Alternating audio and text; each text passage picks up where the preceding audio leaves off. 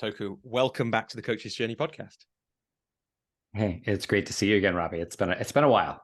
Yeah, it's been about 2 years, I think, since we last recorded. Has it been 2 years? Yeah, so it was in the middle of the pandemic. That's part of how to remember, which is like a bit of a relief to me that now feels like a long time ago, rather than feeling like it just stretched over the whole of the past. Isn't it weird that the pandemic felt like it was sort of like this infinite period of time? And then when I look back on it, somehow like that whole period gets compressed very, very small because it was so kind of single note in a way. Yeah, like a great example in so many ways of how time is not linear, right? It's not, or at least our experience of it isn't. And so much can change in a short space of time when you get something like that happen, and it can have this really elastic feel. Yeah, so it's about 2 years ago, and look, people who are just coming to this episode, you definitely don't need to go back and listen to that one. But if you want to, listeners, recommend it. In that episode, we get into a lot more of Toku's story, and actually, this is a thing I discovered recently, Toku. So I was interested in. So that again, it's like a time warp thing for me as well. That was episode 15 of this podcast. Now I only release monthly because that's how I make it sustainable to present. But we're now on episode 50. So that gives a sense of it feels like that feels like a long time ago to me. Episode 50 is the one that's just people who are confused is the one that's just come out as we're recording this. Got it. But what was interesting is I've been interested in a bit different to Tim Ferriss or whoever with 300 episodes and one every week for years. But I was interested in I wonder what the patterns are. How do I think about this body of work? And so I was trying to find listens felt like a bit of a dull metric to me. And one of the metrics I found you can get in some of I can't remember if it was Apple Podcasts or Spotify or somewhere, is you can find out which episodes have what the average listen percentage of an episode is. And what is interesting is this one was the first conversation that we had had the second longest, or the pretty much equal longest. There was 80 and 79% was the average listen of that first interview. And for people who don't know, it's a long one. It's 2 hours 10 or something with 2 hours of us talking and a little bit of intro and outro. And that's kind of amazing because you've got to accept that in there are a bunch of people who listened to a bit and got distracted and never came back. So to still make 80%, that tells us something about that episode. And the other one, which was an interview I did with Marsha Reynolds, but it's it's a real something about that conversation. So hopefully we can go for 83% on this. Yeah, I feel I feel a little bit of pressure now. I'm like, I have to be as good as my past self, and Yeah, and it's also interesting, of course. It got me thinking about this kind of art form, the podcast, especially a long form interview. It's I wonder what it is, that means that one, and the one with Marsha, has people stay with it, and probably that maybe there's some people that soon will research it, but I bet it's one of those things that I bet just no one really knows yet. Yeah, because podcasting is still so new. That's so interesting. I mean, I think that's I know we're gonna talk a bit about kind of art and coaching and being an artist and creating all of that. And I think that is this interesting question that we ask when we dive into doing any creative work, which I think coaching is creative work, and then a lot of the stuff we do to support a coaching business, whether it's social media or blogging or videos, are creative. And there's often this tension between how do I make something that's really good, really good art that I'm really proud of, and that also appeals to people. And, I heard an interview with some musician, and he's just I just make the stuff I like, but then I pay attention to what other people respond to. Right. And I just try to publish more of that, but he's always just creating more what he likes. Yeah. And so it's interesting with podcasting or coaching, there can be a bit of I'm trying to mold myself to appeal to a popular audience. Right. And I see a lot of people doing that. I mean, in the internet space in general, but in the coaching space in particular. Or there can be this I'm going to do what feels good to me and kind of ignore what other people want, which I think can be a bit myopic and maybe egotistical as well.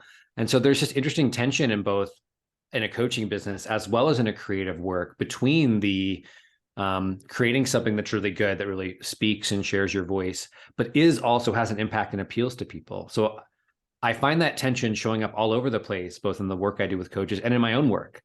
And it's a question that's come up, and as I've moved into more creative work, and I know you're an author yourself, so I don't know. I'm curious if you have thoughts on that actually. And I'm like, what do you think about that? Yeah, I definitely do. Like one of my thoughts as someone who's tried to think about that kind of process quite a lot is mostly people can trust more that the thing they're creating will appeal and should be in the world. So mostly, at least the people that I come into contact with are erring too much with the things they've made, including their coaching businesses, on the side of, I don't think this is good enough. I don't think people will be interested in this. And so can afford to go way further before they hit the too extreme the other way place. As a slight aside, but we'll see if it adds in. I've just remembered this story that my dad told me about Neil Young. I haven't checked this, so it could be my dad making it up or getting the singer wrong or something. But it was something like the album After Harvest. So Harvest, people who don't know, is like one of Neil Young's most famous albums. He did a tour of the album After Harvest, and everybody wanted the songs off Harvest, or they came partly for that because they were fans because of that. And he played he didn't play a single song off it. He played the whole of his new album and no hits. And then and then he went off and he came back on for the encore. And then he said, now I'm going to play some songs you've heard before. And everyone cheers. And then he just played the new album in its entirety again. And that for me is a funny story, but it's also, that's the too far for me in too far. And I'm just going to create what I want. And I love what you said there about, I'm going to create what I want. And I'm going to also pay attention to what people respond to. Because the truth is, and there's all sorts of stories about this. This kind of Radiohead didn't play Creep for a long time. There's lots of there are those echoes. It's like, actually, you can, in a way, in music, I can kind of see it more clearly because the producing versus performing might have really different, you might make really different decisions about them. Because the way to create the perfect concert environment, like the truly amazing transformative experience, might be different from the way to create a new album, the transformative experience through an album, because no one wants to hear the same album recorded 10 times. But actually, I'm considering going to see a singer this autumn that I haven't seen for 20 years, maybe 10 years, 15 years, nearly 20 years, because I just want to hear one of those songs. I keep having this thought every time he tours, I need to hear that song again, at least one more time. Right? So yeah, it's a very interesting tension to kind of bring in. Yeah, and it's interesting. I was, as you're talking about music, it's sort of like, and I've discovered this sort of in my own work as well. But when I've gone to concerts of bands that have been around for a long time, like I remember going and seeing Roger Waters, who's the bass player of Pink Floyd, and he played a bunch of stuff of his new album. But mostly, it's like you said, I went there to hear Pink Floyd music. That's why I went, right? I didn't go there to hear like Roger Waters as an artist. And yet it's so different when if I go to a bar and there's a band that's playing that I don't know, the way I relate to and discover that creative work is so different because I'm really open, right? Or if I only know a couple songs by the band, right? I'm like discovering their new music, where it's like if I go to a Roger Waters concert, like I just want him to play like stuff from The Wall, right? That's that's all I want. I don't want to hear his new stuff because that's not why I'm going. That's my relationship there. And I think it's interesting as a coach, there's a lot in the world of marketing and niching, which is sort of like kind of like what are your hits going to be as a coach or in your creative works, or what are your topics going to be that you're going to write about? And as you become successful, people start to come to you for those topics, right? And then you can get bored with those topics, right? And you can want to change. And so, and it's one of the things I notice a lot with new coaches. There's a lot of push to like, I should niche down or have an ideal client. And I often encourage people, if you're a newer coach, to like just spend some time going out, almost like playing in bars. Like the Beatles did this, right? They went out and just played in bars. Or if you're a writer, you're like, oh, I got to have some topics to write about, or like, I need to blog. What do I blog about? I really encourage people to just go out and just, play in some bars, write some blog posts. Okay, if it's just really disparate topics, or coach a bunch of different kinds of people, because there's a lot of discovery that happens in the doing, that you won't discover if you try to limit yourself down. And I understand the sort of like typical marketing advice or typical creative advice about kind of pick a topic and focus on it. And that has some value. But I think that, as you're kind of discovering what your creative voice is as a coach or what your coaching voice is, there's real value in just trying stuff and discovering and being open to like, oh, I may not be right here. You know, I might have thought it was career coaching, but I'm actually interested in, I notice I'm really like coaching people who work in HR. That's the thing, you know, and being able to be in that creative process, more like you're listening to a band you've never heard before, rather than trying to find, you know, your greatest hits right away. Yeah. Yeah. It's really interesting, isn't it? Like, it's interesting as a metaphor, the greatest hits. It reminds me of another story. I don't know I can't remember the details, but it's like some big, I think it was a Hollywood studio, and some big investors had just bought into it from another country, I think a different culture. So they didn't know Hollywood, so they were kind of learning about it. And the executives or whatever, they say, well, look, I can't remember what the number is, but like roughly 1 in every 4 films that we make ends up making money or being the box office hit. And the investors, of course, asked, well, why don't you just make those films? Right? Like, just make the ones that make lots of money. But you, like, of course, like inside the industry, inside anyone really who's tried to create, like, it's not as simple as that. If it was as simple as that, we'd all be Shakespeare or the Beatles, and and everyone would have been. But instead, it took something else. And I just got that the niching thing can be like trying to predict the hits. I'm only going to make movies that gross, you know, $10 million, nothing else. Or I don't know, $10 million is probably a tiny amount of money, but I'm only going to make the hits. It's like, that's just not how it works. And you rob yourself of so much, right? So much opportunity to discover. You know, I think that, and this shows up a lot in the program around the coaching MBA, where people are like, I want to start blogging. You know, how do I write a really good blog post, or how do I build an audience around this? And, you know, now that I've gotten into moving off of blog, I mean, I've written a blog for, I don't know, 7, 8 years now. I mean, I probably have hundreds, thousands of blog posts at this point. And I'm not sure I've ever had any hits. I've had some podcasts that people really liked. I mean, that's probably been my biggest hits. That's one of the places people have found me a lot. But what I find is often for me, if I focus on like, what's the body of work I'm trying to create, that really helps. It takes the pressure off each individual piece. But I do think that there's a natural artistic and creative discovery process that happens when you just continually engage in the work.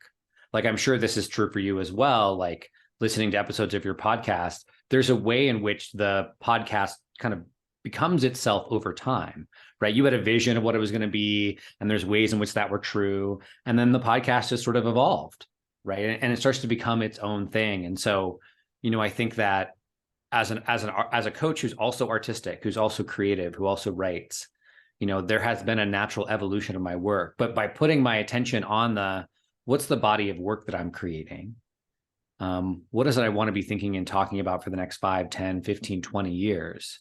Rather than, how do I write a blog post that goes, how do I make a viral TikTok video? Which, you know, there's some value in putting your attention there.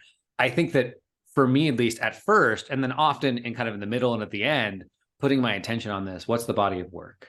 You know, how can I be engaged in this process of discovering my voice?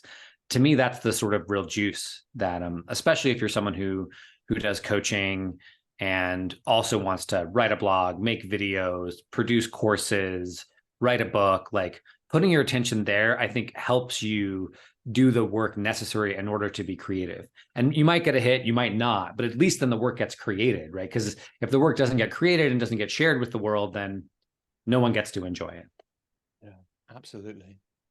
And so, Toku, how do you think about you personally, the body of work that you're creating? So it's interesting. I mean, part of why I came on the podcast is to talk about the first book that I wrote. But I've got 2, and I've got 3 kind of creative projects that are like. So like, I was going to say this, Toku, like, I really hope this isn't going to happen this time, because last time you were on the show, I was saying just before we switched on, I love when I have somebody on again, I love listening back to the last time we spoke.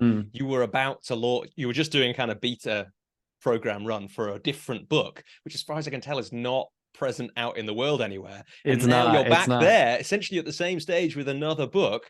And it's like, I've read this one, like, and we'll talk about it, but I really hope this one gets out. And one of the questions is, it will. I'll let you I'm putting it on. I'm committing to doing it. Well, in a way, otherwise this episode is gonna. So for listeners, the book is going to come out. Well, we might talk about that. It won't be out when you listen to this. So otherwise, this is going to be like, in fact, now that we're going to do this, because I've read it and we're going to talk about it, I kind of want you to never publish the book, because then we'll have this like beautiful, like the only place that people will be able to get access to the Zen coaching book or whatever it'll end up being called will be here on my show. And maybe it'll finally be my hit, Toku. Maybe this will be it. 'Cause it'll be I'll ride on your coattails and it'll be like a bootleg recording of a song that you never put I was hoping to write on your coattails. So, so yeah, I was asking about body of work. Yeah. So, and it's interesting. So this book that we're talking about, I actually wrote before the book we talked about in the last episode. I mean, it kind of blows me away that I was writing that book or thinking about having it come out. So I wrote this book earlier, before the pandemic. And the way that I wrote this Zen coaching book, was I realized that I was having this like block around publishing a book. I was like, if I publish a book, it has to be a bestseller. And how do I do that? And it all felt very intimidating. So I was like, okay, what's the simplest way I could write a book? And your story around writing your book is actually very similar, right? This kind of 12-minute writing exercise you did, which I think is so great. And so the way I wrote the book was, I had a friend who was just getting started coaching, and I wrote him like kind of a letter every day for 30 days about coaching. And that's how the book got created. So, and then I sort of soft launched it and put it aside. I thought, okay, I don't want to, this is not like this big of a book. This isn't the main book I want to work on. I just sort of like put it on my website. If you were on my email list, you could buy it a couple of places. And then I was working on the second book, and then I sort of got stuck again on the second book. And I was like, okay, what's going on? I got really curious, like what's going on here with my creative process?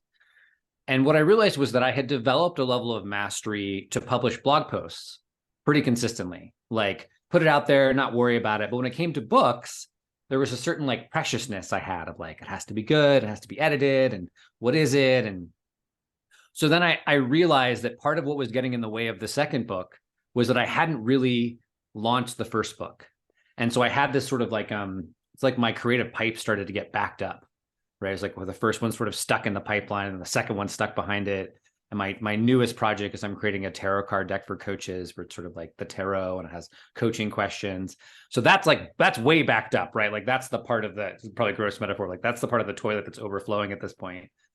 And so I said, okay, I got to go back originally to this first thing I created and really hone it and launch it, and then get that out. And then I can do the next one and get that out. And that's going to clear the space for the third project and the fourth project and the fifth project. But part of it for me was I was having a hard time claiming and owning my identity as an artist, right?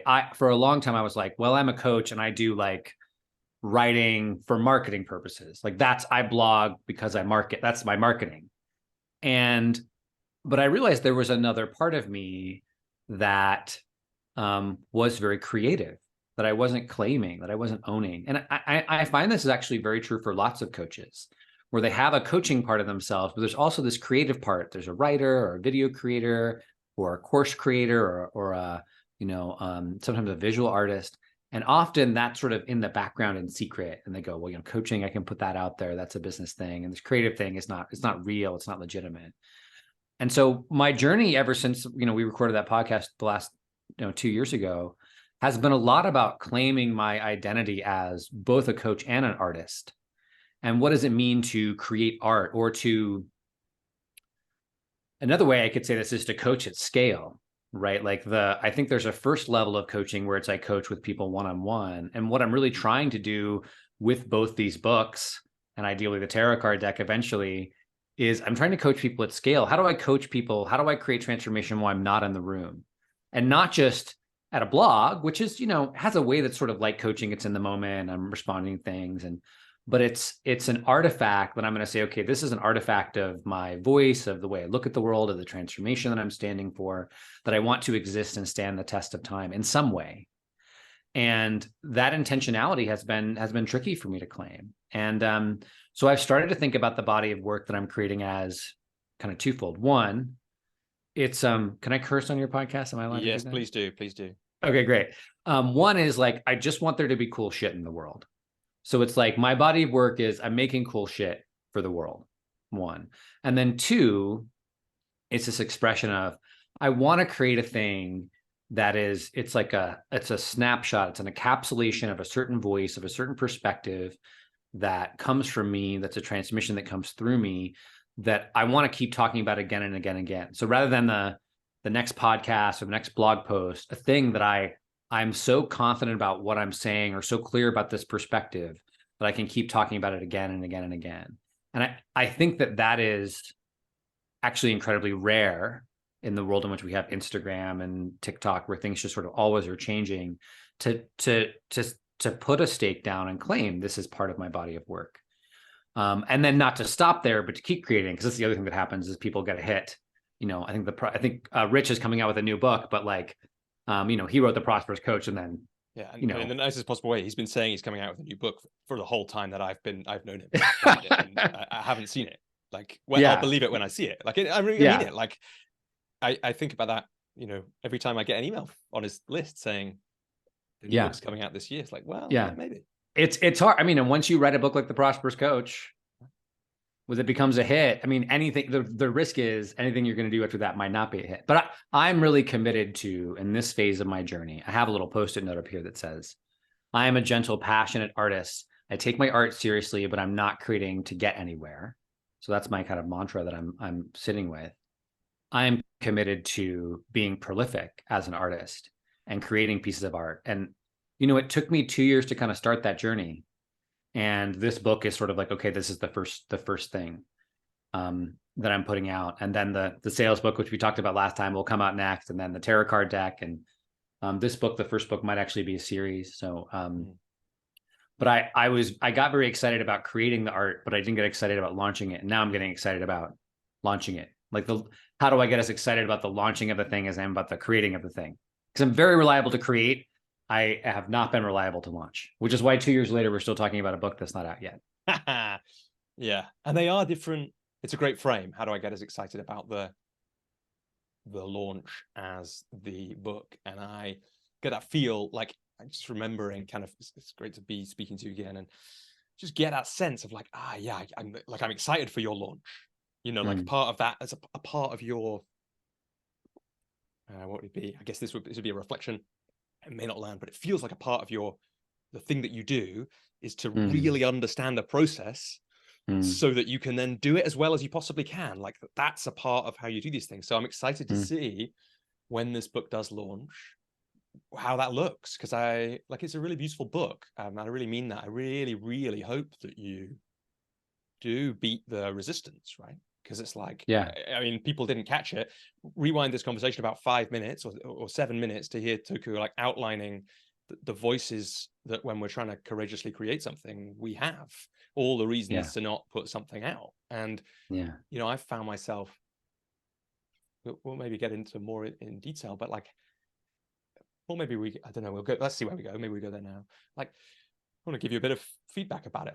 I said that I didn't have any kind of, before we switched on, any here's how to improve this book feedback. I didn't feel like it needed it, but I can tell you the reader's experience for me in kind of 2 ways.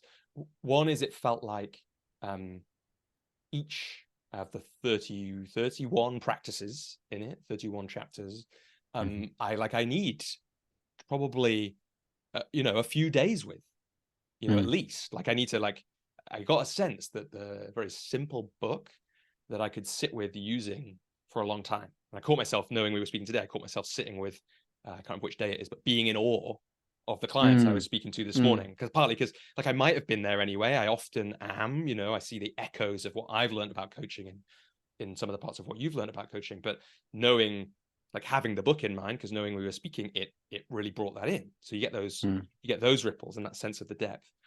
And the other reason to get it out is I keep finding myself, because I do work with coaches as well, referencing it. And I hope this is not too much. I sent a chapter of it to one of my clients because it was it felt like he needed to have that now. And I can't wait for you to put it out, to send it to this guy. He needs it now. And also I can't risk that you never put it out. I've got to send it to the guy. So you've got that now. But and I'll keep sending bits of it to people now that you've given me a nod to do that. But yeah, I just wanted to say that. I really hope it does come out. It feels like it has something to say. And the other bit of reflection for me is it feels like, and maybe we need to talk a bit about it to land this for people, But I just got the sense that I was reading it, it's like, oh yeah, this is a book that I don't know anyone else who could have actually written this book. And that's not true of every book, in the nicest possible way, including some really good ones and ones that I've enjoyed reading. But it's like, this does feel like we've taken two of the parts of Toku that are quite unusual, the 2.5 years in the Zen monastery, and which people need to go back and listen more to the first time we spoke, Phil, and the way that you've developed the thinking about coaching and the way that you think about it. And then we get this Venn diagram with the bit in the middle, which is to some extent this book. And then I imagine the things that will build around that as time goes on. Yeah. Yeah. So the book, which we're talking about, which I've called the Zen coaching book. I've thought about naming it Zen and the Art of Coaching, which sort of classic coaching title. The original title was the Samurai Coaching Devotional, but I moved away from the samurai metaphor as I'd moved away from the Samurai Coaching Dojo, which was a program I used to run.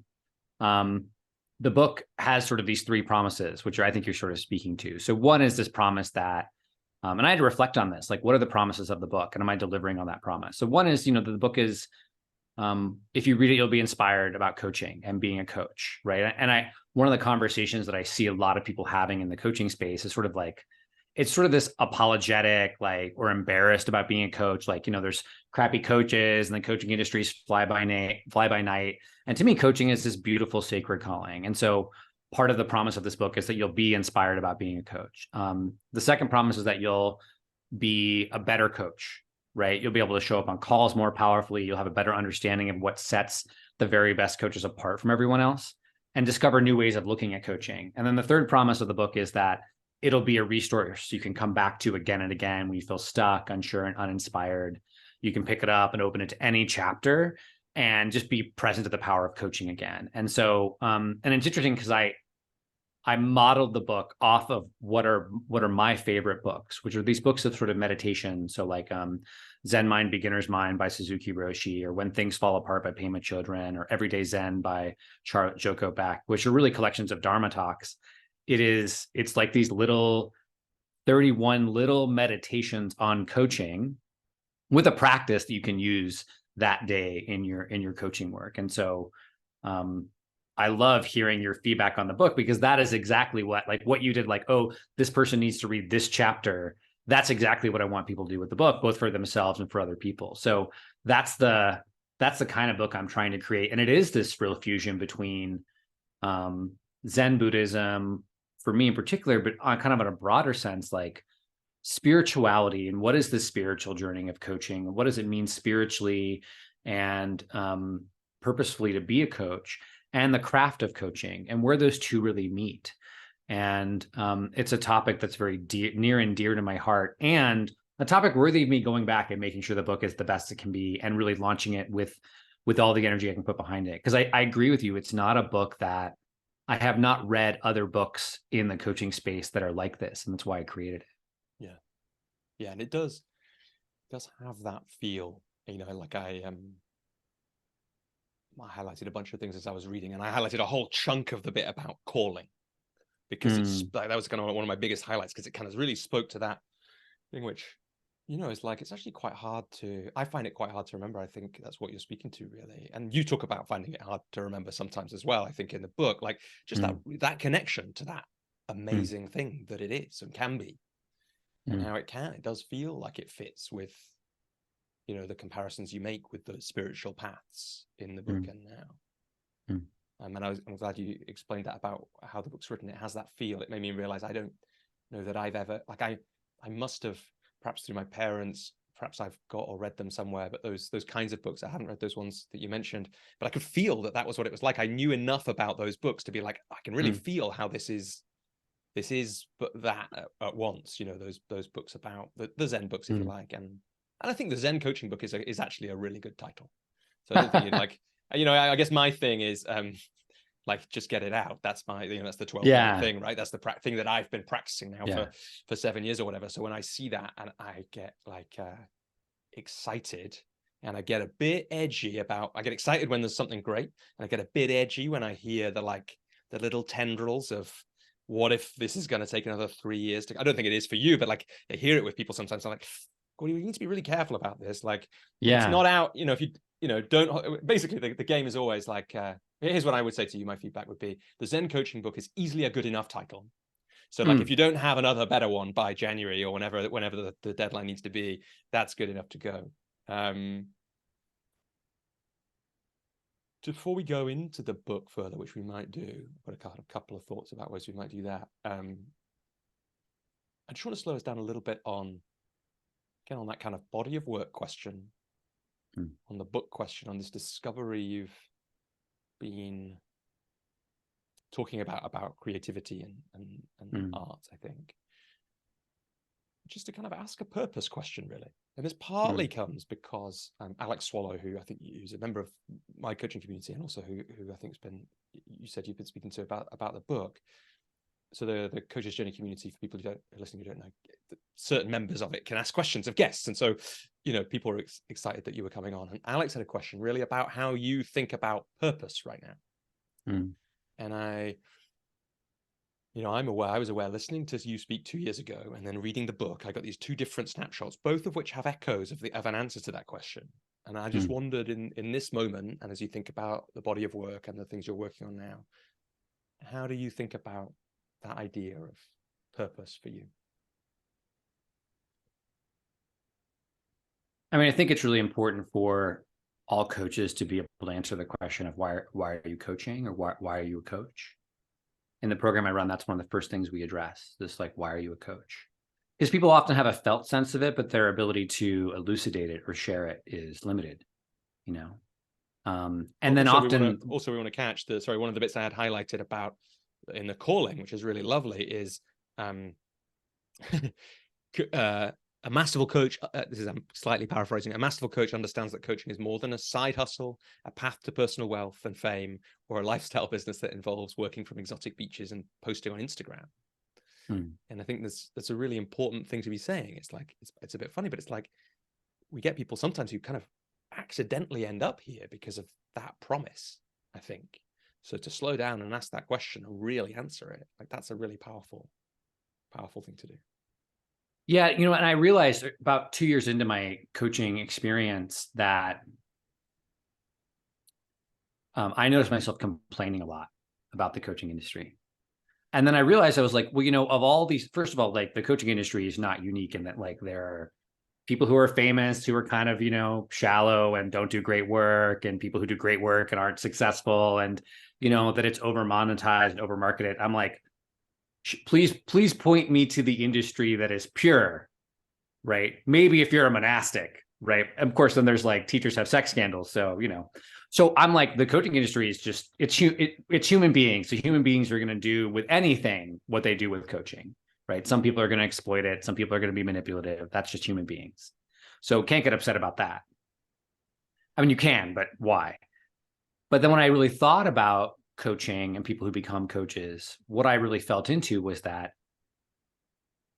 I think the overwhelming majority, in fact, almost maybe 80-90% of the people who become coaches, there is this impulse to help people. Like, I want to do something that helps people. And often that's helping people directly, right? A lot of the times when I talk to people about why they became coaches, they'll talk about, having a job where they're helping people really indirectly, or they just don't feel like their work is very meaningful. And people find their way to coaching because they have this impulse to help people. And so for me, there's always a question of, like, as coaches, why aren't we talking about that? Instead of complaining about, coaching is so BS and people don't believe me when I don't want to say I'm a coach because it's embarrassing. When you tell people you're a coach, you're saying, I have chosen a life path where I put my attention on helping people. That's incredible. Why don't we honor that? Why don't we treat that with some reverence? And so, for me, when I think about purpose, I start to think about, like, how do I bring reverence to these things? How do I bring this deep spiritual depth to those things? And this transition that I've been making recently from what I've been calling my badass boss era from coaching to my gentle, passionate artist era is about finding reverence. I've run a very successful coaching practice for 6-7 years now. I don't know. I used to say I've been coaching for 3 years, for 5 years. I said that. I'm like, oh, that's probably not true anymore. But I built a successful coaching business pretty quickly. And then I did get caught up a bit in this, like, I got to scale, I got to grow this thing, I got to become more successful, and, should be $1 million business. And then I realized that that wasn't very satisfying. I actually realized that kind of during the pandemic, where I was like, oh, this kind of hustle thing isn't really satisfying. And so what would be satisfying for me? How do I bring the reverence back to this? And for me, transitioning now to this phase of focusing more on artistic creation or making cool shit for the world, that is my way of bringing reverence back into the work that I do. And it's easy for me in my coaching sessions to bring that reverence, right? My purpose, which I have a story about this in the book about how this purpose came to me, which I'm happy to tell. But my purpose is to serve those walking the path of awakening in a deep and fundamental way. So that's my purpose. And then the way I live that purpose is I'm asking the question, how can I support people walking the path of awakening in a deep and fundamental way? How do I do that today? Right. And in a coaching session, that's easy to answer. It's be present with the person I'm with, pointing out their context, showing up as powerfully as I can. But in this larger question, I realized on my career as a coach that I kind of had lost my path in that. And then I sort of started being like, I want more status, I want more profile, I want to make more money. And I started to ask that question again, okay, how do I support people? And what started to come through was, okay, now is the time of my life to make art, to write these books, to create things that exist beyond the moment-to-moment conversation with me, that can invite people onto that path, that can serve them on that path, that can sit on their shelf and they can pick it up. And part of that for me is because those artifacts have been that for me. Those books have been that for me, where I go back to them again and again and read them and reflect on them. And it reminds me, like, right, this is what the path is about. And so purpose is not a one-time thing. I mean, my purpose is that purpose, but it's this thing that has to be tended to and renewed again and again and again and examined again and again and again. And it can change, and it can, your purpose as a coach can be a certain thing, and then that purpose dissolves. For a period of time, my purpose as a coach was to build a 6-figure business. And then I did that, and I'm like, okay. And then it evolved, right? And it would have been easy for me to go, okay, now it's $500,000, $1 million, $2 million business. I'm Daniel Laporte, I'm Tony Robbins. But I realized that sort of upping the numbers again and again, it didn't do a lot for me. It wasn't what I was being called into. So I guess that's my answer for what purpose means to me right now as a coach. Yeah, it's a great answer. And maybe I feel like it would be really lovely if you could say something about how you came to that, because it's one thing to hear somebody else saying that, and it's another to understand the journey that it took, or understand the journey that we might have to go on, I think, to find one for us. It's funny, the story was not originally in the book, and I just rewrote the second chapter, which is called The Mind of a Coach, and I put this story in there because that chapter is really all about the patience and courage you need to have. It's a completely rewritten chapter, so you would not have read it yet. Yeah. Because I reworked the first 2 chapters of the book completely. For me, the mind of a coach is this mind that has this patience and this courage to uncover the thing that creates a shift. And it's the ability, oh no, I'm sorry, it's the 3rd chapter. It's like the 6th chapter. It's the gap chapter. I'm misremembering the chapter. It's a chapter on the gap, which I'm pretty sure you have read. Yeah. So I put this story into that chapter because there's 3 chapters in the book that are sort of about the coaching conversation itself. So it's, what would you like? What something you need to discover for a coaching client? What's in the way? And then the gap and the power of the gap is sitting people in the gap. And so I tell this story in that chapter of the book, because it requires incredible patience and courage to sit in that liminal space with people as they're sort of being and becoming the thing they want. So I was in the monastery. I've been there for about a year and a half. And every year in January, we did this retreat called the Life Vows Session, the Life Vows Retreat. And it was a combination of meditation, and then also it was like, I don't know, like a workshop on life purpose. So we would do exercises, and there were discussion groups, which was interesting. Most retreats at the monastery are completely silent. You only talk to the teacher. And so we would do periods of meditation and then journaling and then little discussion groups. So it was this kind of moving in and out, a very different style. So I went through that process, and I didn't I didn't have an answer to that question that felt satisfying to me. What's my life purpose? And so, as I often do, I became very determined. I was like, okay, I'm going to figure out the answer to this question. And part of why I ended up at the monastery in the first place, because I didn't know the answer to this question. I studied philosophy in college, thought I wanted to be a philosophy teacher, didn't really like that, moved back to Nashville, ended up getting a job in the music business, which I worked in the music.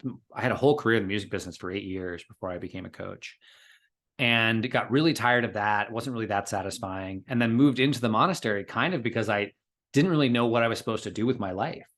So this question that I started asking or working with was one of the questions that led me to live in the monastery in the first place. So I started working on the question in the way that you do in Zen practice, was I just started sitting with it. So I started breathing in meditation. What is the purpose of my life? What am I here for? These questions. So I breathe it in and then I would exhale, and different things arose. And what happened was, as I started practicing this question, I entered in what longtime meditators will sometimes call a meditation desert. So if you haven't been a longtime meditator, just like anything else, like, if you've ever worked out or learned a sport, there's a period of time at the beginning or in the middle where you like, things are interesting, you're discovering things, there's a lot of insight, and it's kind of exciting, right? It might be hard, but it's exciting. But if you meditate for long enough, for periods of years, you reach these periods of time where it's sort of like not interesting anymore. Like sort of nothing interesting is happening. Like all the thoughts you see are all the thoughts you've always seen. And the insights you get are like the insights you've gotten before. And so it's kind of boring, right? It's this kind of plateau. And so I hit this it was probably the longest meditation desert I'd ever experienced at the time. So it was like 6 months, I think, of just like dry, crunchy meditation, not a lot of insights, nothing new coming through. I think at that time I was doing a bowing practice, so I was doing a bunch of bowing, kind of nothing coming through. So it was just this total grind. And I tried different things. I read books about vocation. I read a book called Voice of Vocation. I did exercises, and it didn't seem to matter. Like it was like, as soon as I got close to something, it's like I would reach out and it would just slip through my fingers every time. And I finally I get defeated. I got angry. I finally just I felt like I was never going to come to an answer. I felt completely hopeless. And I remember getting to that point, and it was like this week where I kind of gave up. I was like, there's just no way I'm ever going to get an answer to this. But what was interesting is that I didn't stop practicing, right? I said, okay, I'm giving up, but I kept practicing. And it's interesting. There's this chapter in Zen and the Art of Archery, which is a beautiful book on Zen, where a kind of similar thing happens, where he kind of gives up. He's like, it's just pointless. I'm never going to learn how to shoot the arrow in this particular way. Something in me relaxed. And I remember sitting down to Zazen. I was by myself. I was practicing by myself. I think it was during a retreat, or maybe in between sessions at the monastery. I sat down and started practicing. And then all of a sudden, this thought bubbled up, which was, your purpose is to serve those walking the path of awakening in a deep and fundamental way. And when it happened, I was like, who said that? It was like, who said that? Because it wasn't me, right? It wasn't me. I don't know how else to describe it. It just wasn't me. It wasn't a thought that I was used to. The voice didn't come from a place that I was used to hearing from. It was unfamiliar in a way that surprised me. And there was a truth to it that my rational mind couldn't object to, right? And part of the challenge of being a philosopher, studying philosophy, is that Western philosophy is all about picking ideas apart. So any idea I'd come up with that point, I would come up with the idea and I'd pick it apart. And this happens a lot with art too. You come with the idea and you pick it apart. But there was something about the way that this arose to me where it felt untouchable. And I became very clear that this was my purpose in life. And, it didn't resolve everything for me, but that moment was so transformational because of the place that it came from. And, it's interesting. A lot of what I do when I create art is I actually am trying to get back to that place a lot, because there's a way in which when I write or read my writing, I can feel that it comes from that place, that it's me, but it's coming through me. It's not me. So that's the story of how I came to my purpose. That's a great story. So much in there. Yeah, I think a lot of people would. I can certainly kind of. So, I don't know whether, like, I don't know anything about writing hits from a popularity point of view. But what you said makes me think, remember, I do know something about writing hits from a, like, whatever the point of view is that really matters, that isn't that, which is when that's happening, almost inevitably, the thing that's been written by me, but not really by me, is something of a quite different quality to the things that are written, like, by me and by me. And so that practice of looking for, and occasionally, sometimes in the right way, with the right prep, finding that's quite something, isn't it? I mean, it's interesting. I'm a bit nervous now to be like, I don't think that experience of discovering purpose is normal. Yeah. And I also think that it's okay if that's not how you come to your purpose. I remember hearing an interview, I think I actually heard about an interview between Bob. There was a conversation between Bob Dylan and the guy who wrote Hallelujah. Oh, Leonard Cohen. Leonard Cohen. Yeah. They were talking about two of their hit songs. So Leonard Cohen was talking about Hallelujah, and Bob Dylan was talking about some song that he'd written. I can't remember what it was. And Bob Dylan said, like, he wrote the song in like 10 minutes. Just came through. And Leonard Cohen was talking about he'd worked on Hallelujah for 10 years, And so, and it's interesting, in this book, I've got chapters that just came completely, wholly through, fully came out. And the version that's in the book is, there's grammar tweaks, but essentially the chapter's just full. The chapter on awe, I don't think I've changed it at all. Maybe a little bit, but it just came through. But then there's other chapters that I have worked and reworked, and I don't have it as a thing as an artist. I don't have this as a coach either, because this is true also as a coach. Sometimes I have sessions that are like that, where it's just like, it's perfect. And sometimes I have sessions where it's just a grind. Like, I do not feel on it at all. But I have started to relate to my own work, both as a coach and as an artist, that they're both good in different ways. When I read the chapters that came through, there is a beauty in that transmission that I love. And then there are chapters that I have reworked and fought for, and I love the beauty of those chapters as well. And they feel different, right? There's a part of me that kind of wants the latter chapters to feel more like the former, but there is something about struggling and fighting with your art, or struggling and fighting with your coaching, that's meaningful. And so I used to have a hierarchy of like, it's only the stuff that came through. But then I found like, well, I only wrote when I felt inspired, or things, and that doesn't always happen. And I've started to realize, like, they have a value, both for myself and I think for the reader, or the people who can consume what we create. They both have a value, and I have to treat both of them with reverence, right? Because it's easy to say, like, well, I did all the sitting and then, but there are other questions I've worked on in meditation that have not come through that clear, but they're still as powerful for me. They're still as valuable. They don't make the stories not as good. Like, I wrote this thing and I, nuanced it and edited it 500 times to get it good.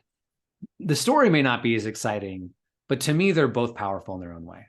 And it's interesting. I'm kind of catching myself. I think I'm catching myself doing the thing that in my story about Neil Young earlier on, he's doing, right? Which is, in a way, the through me creations, the things that have just kind of emerged, do feel like same as what you're saying about your coaching. They do feel like objectively better, I would say. Like, it's an experience that I prefer for all kinds of reasons. And like, I've written ones which, like, let's not sneer at popularity. Like, I'm aware that I was just almost doing that a little bit there. Like, I remember writing a thing that I thought it was quite a dull article about how I thought about my mornings. And it was really meaningful for, a lot of people in my scheme of things, which is not a lot of people, but a lot of people. And it's like, when I go back, what's interesting is, with that frame, when I go back to that one, I can really see why. Because I can see the ingredients in it. I can see the kind of like the kind of rigor or the thought that made it what it was. But it's maybe not quite the rigor and the thought. I have to think about that more. But it's nice to catch that and to think about those two sides. And it's also nice because it also feels important, because if you want to be of deep and fundamental service to those walking the path of awakening, they're going to be in different places at different times. And some of the service we need is the kind of hard thought, hard fought, tweaked, fashioned piece. And sometimes we need that message from who knows who. I think for me, there's in those ones that just come out perfectly, there is a bit of ego, right? It's sort of like I feel touched by God. Yeah. And but the it's other lovely. But like, pieces, just actually, like, there is some of that is because that's what it feels like, right? yeah, Maybe 100%. that's what it is, right? Yeah. And then there's the ego to like, that's what it feels Yeah. like for me anyway. It feels like there is an aspect of prayer to that writing, Yeah. to hearing something, like we said before, who said it. And then there's an ego, which is like, that's cool. Yeah. Well, I think that it's, can we honor both types of prayer? Can we honor both types of coaching? Because in some ways, the coaching I'm the most proud of is the coaching that's grinding. And the writing that I'm the most proud of is the writing that's grinding. Because it is the thing that's calling forth something from me that isn't just effortless, right? That does require work. I mean, I remember I had this client recently who was a coach, and it was like every 3 months he would be like, there's something wrong with the coaching. And I don't know if you've ever had a client like that, but it's hard. And like, literally, I'm like, I'm giving my best. Like, I don't know, dude, I'm giving my best. But he wrote me this email. So, we need to re-examine the coaching. I feel like something's off. It's the 8th. I worked with him for a couple of years. 8th, 9th email like this I've read again. And I noticed my like desire to get frustrated. And instead I just was like, okay, I'm going to be curious. And so I wrote him back and I say, I said, well, it could be this and it could be that, some things we talked about before. I pointed out like, hey, I notice this shows up every now and again. So maybe this is a thing that just shows up. And I'm really excited to discover what would make it exciting for you, what would have you be engaged. And he wrote me back this email being like, oh my God, this is like a textbook email of like how a coach should respond to a dissatisfied client. Like that's the thing, And so it reminds me of the 4 agreements, right? Don't take things personally. I just like didn't take it personally that he wasn't excited. But I felt so good about that, not because I like knew the perfect thing to say, but I was just sort of like, okay, well, all there is to do is to say yes to the work, is to say yes to what's showing up and to be with it. And I've had a lot of moments that with like, I do not feel like I'm doing it perfectly and do not feel like I'm saying the right thing. I am like, crawling along the floor, feeling for the cobblestones. Like that's what I'm doing. And I feel really proud of that kind of coaching work because it requires tremendous humility. It requires tremendous dedication, tremendous devotion, tremendous practice. And, if all my coaching sessions were just like, everything I say is like, gold dripping from the mouth of God. I mean, great. I mean, that'd feel cool, but it wouldn't be satisfying in a way. That wouldn't be enough. It wouldn't be me. I wouldn't feel this human experience, which is beautiful, which is to struggle and fight for something meaningful. And I think that that's an experience that's so important to embrace both as a coach and as an artist, because if you don't, you write one book that may be perfect, and then you don't want to write another one because how do you recreate that, right? How do you show up again to that? And I think instead, if you can relate to it as like, I'm going to love when God is in the room with me and speaking through me, great. I'll put it on paper and be in awe of it. But if I'm alone, right, and maybe God is a little bit of light shining under the crack of the door, I'm going to sit down and show up anyway. And as a coach, our clients don't get to pick, right? They've chosen to be in relationship with us, and we can't say like, hey, sorry, I'm not feeling it today. Good luck with whatever problem you have. We got to show up for people. So they don't get to pick. And so we shouldn't get to pick either. And so can we show up to our work in art and in coaching with this dedication of, I'm going to be there for my client, whether it's I'm crawling on the ground, feeling for the cobblestones, or, I'm backlit, standing on a mountaintop, preaching the good word of transformation. Like, regardless, am I willing to show up? And I'm willing to stand by my work no matter what. Yeah. And I don't know, if listeners are like this, but it's been, as you were speaking there, and I could kind of just feel these moments from my coaching, many hours over many years now of those sessions, and how, the ones where you're the cobblestone ones, not the mountain with the light shining behind us, right? Yeah, they're wonderful moments. A lot of coaches, and it's interesting. So like when coaches are really new, and this shows up a lot in my programs, coaches are really new, they like don't ever have those experiences. It always feels kind of crunchy, right? And then they get a little bit better. And then they start to have those experiences and then they chase them, which I think is normal. But I think I would just really, really encourage people, and I think it's true for writing as well. You write, everything you write feels like crap. You're just like, this is awful, it's not any good. But then you write something like, oh my God, that was amazing. And then you start to chase it. And then there's this like, well, I don't want to share it if it's not that good. And that is such an easy trap to get into. You know? Yeah, but it's interesting, isn't it? Because it's of course it is. It's a tension or a polarity or two things that need integrating. Like I just, it is, once you've discovered those sessions that feel like, you're doing something special or you're doing something at a new level, like there is some truth to that. It's some truth about being in your strengths, being more present than you've been before, finding the kind of people that you do the best work with. It's like knowing those things, understanding them, and if you want to, creating those conditions more often. Like, wonderful. Also wonderful though, like you say, like when one of those people shows up on a day and you show up on a day and it doesn't feel like that at all, yeah, you don't say, it can't be, yeah, call me back on Monday, right? I mean, it could be, but it's like, oh, maybe that'd be a way that some people could work. But it's like, the game is, always feels like to me, it's like, here we are. And probably there's something about why we're like this today. I mean, I think you limit yourself if you were to design a practice that way. Yeah. Because you're not being human with people, and yeah, absolutely. Like, I know that I do my best writing in the morning, so I write in the morning. I know I do my best coaching when I get a good sleep, right? And breathe a little with my client before we talk. So absolutely, you want to create the conditions to have those sessions where things feel like they're effortless and powerful and meaningful. But if you are unwilling to have crunchy sessions, if you're unwilling to have sessions that you're just fumbling around and don't know what you're doing, I think you just incredibly limit your growth.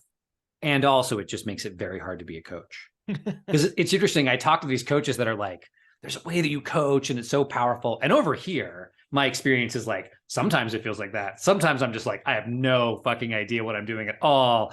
I don't know this question. Like my brain's like, I don't know this question. I don't know what's going on with this guy, So, and on the other side, it can feel super powerful. Like you said, your blog post, it felt people got a lot from it, but for you, it didn't feel powerful, and we don't know, like all we can do is show up.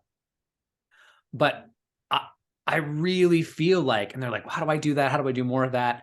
And one of the things I would say, and same with my writing, people are like, oh, you're such a good writer. And I'm like, I literally have just written for years. And I have written some great stuff. And I have written some just really bad blog posts, really bad stuff. And I mean, I found old journals I wrote when I was in high school. And I was like, oh my God, it's so angsty and annoying. And, so but there's a willingness, like I'm willing to do bad coaching. I'm willing to create bad writing. The good thing about the internet these days is nobody remembers anything anymore. Write a bad blog post, unless you're just like sexist or racist. So don't do that. But like, unless you're really offensive, no one's going to remember it probably.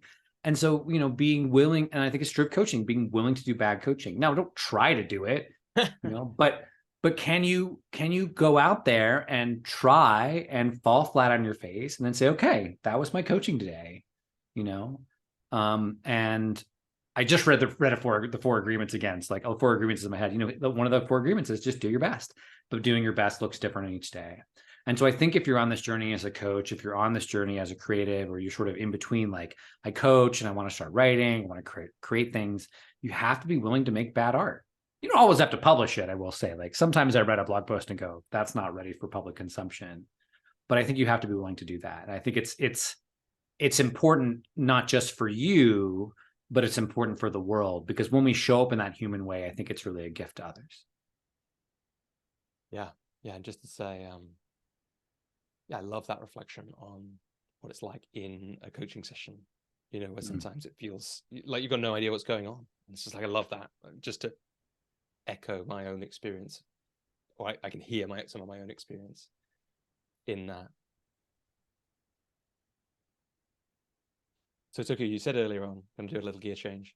You said earlier on that one of the things you wanted about the book, one of the promises in it, is that you can just turn to a page and see what emerges. Now, I don't have a physical copy of your book to do that with. So what I did was I went to Google random number generator and asked it to randomly generate a number between 1 and 31.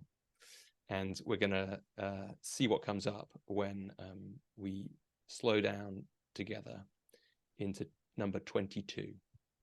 Okay, and I do have a physical copy of the book. It's not the most recent version, but Oh, wait, just hold that up again so I can see it. Yeah. This is the old, don't ignore the title. The title's changing. This is the cover of the book. Yeah. Yeah. It looks great. Looks great. Okay, 22, huh? People can check out YouTube for that. So yeah, if you've got it there, I was thinking probably for like, I wondered if you could just read what did you call it? The part at the bottom, the kind of the practice. This is keeping it fresh. Yeah. I'm like, this is in a way, it's beautiful because it's kind of what we've been talking about, isn't it? Like, I love it. But yeah, but I want to read I'm not going to read the physical version of it because I want to read the new version of it. Oh yeah, because I changed it. So hold on, give me a second here. Let me look at this one. I think this one I edited a lot actually. So I'm like, let me pull the beta version. So I'm doing that right now. We'll have to. We're vamping now. This show. It's fine. It's like the same as the 12 thing. It's like we get some vamping. Everyone knows. Coughs are left in, or all that kind of thing. I love that. Yeah, I mean, I think it's more authentic that way, and it feels more like a conversation. And yeah, and it is also I guess there's let's do it. Let's see if I can do a little insight from what we've just been talking about. In a way, it's an equivalent of the crunchy thing, right? It allows people to trust this show, I hope, because they know that basically, if there are crunchy conversations, they pretty much always go out. And there are some conversations that feel like where I'm feeling more like we're completely present. There are other ones which don't, and they pretty much all go out. I think I haven't not released an interview yet. Yeah. Okay. It's so funny because so I went through and I rated all the chapters of the book. I gave this one a C. Which, what was C the lowest grade, or did you go down to F? C is the lowest grade. Okay, yeah. They all got A, B's, or C's. Yeah, F's wouldn't have made it into the number. No. I mean, I thought all of them were at least. There was nothing that was an F. I got all the F's out of the book. So it's interesting. So tough, and this is one of the ones. You might edit it as well. So, but tough, you're going to forever immortalized is going to be this C grade. Thing. So, yeah. I mean, I kind of feel drawn to just read the whole chapter. They're pretty short. Yeah, would that be okay? Yeah. Okay, great. So this is day 22, keeping it fresh. And the current quote is, you must not fight too often with one enemy or you will teach him all your art of war, by Napoleon Bonaparte. Coaches are people and people have preferences. Salty over sweet, chocolate over vanilla, silence over noise. What that means is without much effort on your part, your coaching will tend towards a certain track, and if you're not careful, into a rut. Part of this is simply your style. Just like you have a style of dress, outfit you tend towards, clothing you often wear. You also have a style of coaching, questions you like asking, context you often call out. The other part is your habits, the place you go because you feel comfortable or safe there.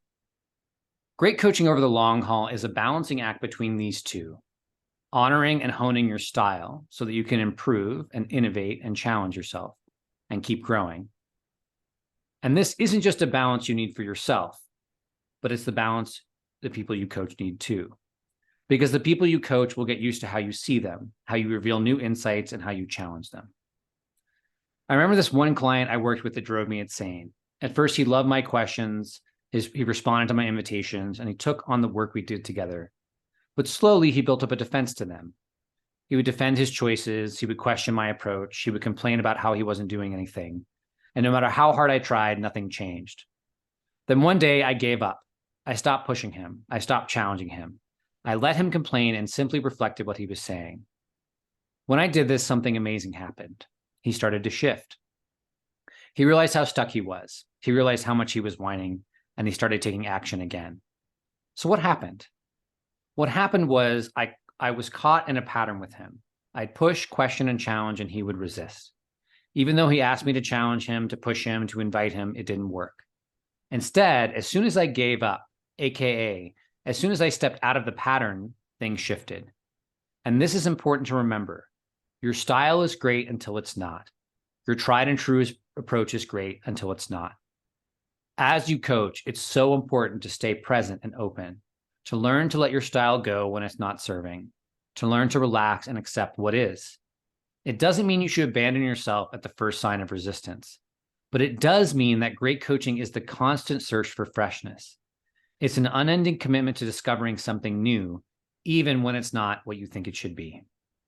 And this is the little inscription or practice part at the end. Today, I will remember to keep my coaching fresh and open. I'll notice when my style turns into a rut and find new ways to approach problems and opportunities when I coach. I will see if I can see each person I coach as new every time we speak and be open to a new way to work together. I will honor my approach while also learning to listen closely to each new moment. Thank you. What do you notice, Toku, in this moment? I noticed that I rewrote this chapter and it's better. It's so funny. I feel like it perfectly dovetailed on our conversation that we were just talking about, right? It's amazing how the random choice does it. Totally honestly, if people listening who don't believe it, like I knew I did the random number generator before the call, but I didn't read the check what chapter it was. So I love it. Yeah. What else do you notice? What was it like to read that aloud? I mean, to me, it really does speak to this humility that we need to have. You know, for a lot of new coaches, they're discovering their superpowers, right? The things they do well. And we all have a natural proclivity. And it's important. I mean, clients come to me because they want to be challenged. You know, that's a really dominant theme in my coaching. And I don't have to do much to challenge people. Like that's my presence. My presence challenges people. And so I've learned to, you know, use that to my advantage, to not overuse it, right? I know like a little bit of challenge for me can feel like a lot for other people. So I've learned how to work in that style. And I've learned when I have to let that go, right? When challenging people isn't the thing that people need. And what people need is encouragement or celebration, or they're doing a great job. And so I've learned those times to let go of my style. And so, you know, if you're new, I think it's true of my writing as well. If you're new, it's important to understand what those strengths are. And if you've been at this a while, it's important to let go of those strengths, you know, and be willing to just try something totally new that's, you know, normally I sit in a lot of silence. I'm going to talk more this coaching session, or normally I challenge people. I'm going to spend my whole session just blasting love at my client. Like, it's really important to keep things fresh, because it's, one, it keeps you a much better coach, but two, it keeps coaching itself really fresh, right? It keeps the experience of coaching really fresh. And I think that's one of the reasons why I've had moments of getting bored with coaching, but they don't last long, because I'm kind of always reinventing it, you know. And I think it's so hard when you're trying to get to, like, I just want to get good, to have someone who's good tell you like, oh, you got to keep reinventing it or it's endless. But there is a truth to that. The coaches that I know that are the best, always reinventing what they're doing. They're always playing with new things, and they know how to use their style skillfully, but they're willing to let it go. And so it's what I love about this chapter and so many chapters of the book are there things that these are things that I'm practicing. You know, I'm constantly working, how do I keep my coaching fresh, and how do I try new things, and what new books can I bring in, and what can I try, and some of it sticks and some of it doesn't, but it's a practice that I'm engaged in all the time. Let's do another. We're going to do another one. Yeah. I love it. Let's do the next number that came out was number 17. Which in my great. one, I think this got like a B-. Which is my one is this for you? Selling Water by the River. Is that the same? Selling Water by the River. Yeah. This is some people's favorite chapters. It's so funny. We're hitting all the ones that I need to rewrite. Yeah. Okay. Good. Again, I love it because that means we get the yeah, you're gonna get this version of it. Recording. Yeah. Yeah, I love it. Selling Water by the River. For 40 years, I've been selling water by the bank of a river. Ho, ho, my labors have been wholly without merit. Japan Zen master Harada Sogaku. The other day, I spoke to a coach who wanted to help people find a new career. She was worried because, having gone on that journey herself, she knew that finding meaning and purpose in life wasn't as simple as brainstorming career paths, choosing one to follow, and then tweaking her resume to match. So I asked her, when you were seeking a different kind of life, would you be able to hear the truth you're sharing with me now, that the journey is complicated, nuanced, and challenging? She answered simply, no. But she went on. And even if I had, I would have gone seeking someone who offered simpler answers. Often the people you want to serve are looking for simple answers. They don't really understand what they want and what it's going to take to get there. They're peering out over the vast ocean, hoping to see a beacon in the distance that tells them which way to go. A beacon that says there's still hope and it's over here. A masterful coach understands that this beacon is just the tip of an iceberg sticking out of the water. And then underneath is a hidden mass that contains all the learning, struggling, growing, and change that the person we're coaching needs in their journey, but isn't ready to see. They also understand that it's foolish to try and sell someone a whole iceberg when all they're looking for is that small beacon of hope and potential that pokes above the water. A masterful coach trusts that coaching accepts all motivations because the process itself transforms how people relate to what they want. That's why it's okay to focus on the part that people are looking for, even though you know the path contains so much more. If you allow me to mix my metaphors, the possibility in life is like a raging river. Anyone could come up to the river and drink the water, but most of us don't know how. The river seems scary and unknowable. Part of our work as coaches is to take the water and put it into a cup and offer it to the world. The water in the cup is no different than the water in the river, but in the cup, it's so much more approachable. Even better, a masterful coach understands how to place an inviting handle in the cup so it feels especially easy for their people to grab it and take a sip. This handle is an access point to the simple answers someone is seeking. Of course, the real answers are more complex. Of course, the work is deep and wilder than they can ever imagine, but the handle gives them a way in. A masterful coach knows how to share and talk about the first few steps of this journey in a way that invites people to take that first step. That may mean talking about how part of their work will be on resume building and working on interview skills, but they won't stop there. They will use the handle of the practical to open up the thirst-quenching power of meaning at work and a purpose in life. This is part of the art of coaching, learning how to make the ineffable transformational experience something anyone can pick up and learn to enjoy. And here's the inscription. Today, I'll meet my people where they are. If what they want is a small piece of what I know is possible, I will work with them to create that. But as I do, I will hint at the river, at the possibility of flowing water. I'll let them know it's okay if they can't see everything that's possible. It's also okay if they aren't sure if they want it. I'll practice sharing what I see, being patient, and trusting that when they are ready, they'll come to see the boundless source of water we all have access to. Mm-hmm. What do you notice about that in this moment, about that? What I notice is that gets really good about like 2/3 the way down. That's the part I want to keep. I want to change the story at the beginning because I'm like, the story's kind Toku's of in editing phase of the book, right? It's like, yeah. It's funny when I read this, I'm like, oh, this part's really good. So how do I keep this part? It's interesting when I reread all these chapters, I can feel that there's a piece of that transmission that comes through in all of them. And I can feel the places where it comes through more than others. And so I can feel the truth in this, and I can feel that transmission in there. I am, and it's funny, often when I read the chapters, I realize more what it's about. To me, this chapter is even more about kind of meeting people where they are and giving people that access. And I think it's so hard for us as coaches because we can see so much and often more than our clients. It's dangerous to say that in some ways, but we can often see more than what our clients can see. We can see that like, oh, this childhood programming is infecting them this way, or this is a pattern they're doing again and again. And it can be tempting to like want to grab them and shake them, be like, why can't you see this?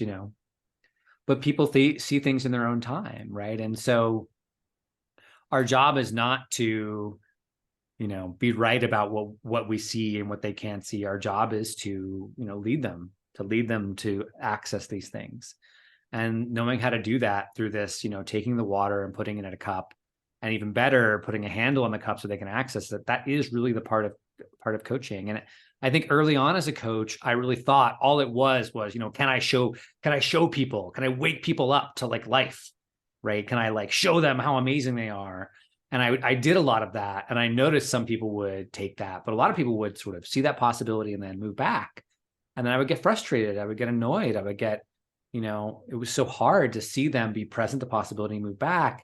And then when I looked at my own journey, like that's what my journey was, right? Present to possibility and then limitations. I write a book and say I'm going to publish it, and then I don't publish the book. And it's this very human experience of getting present to possibility and then moving back.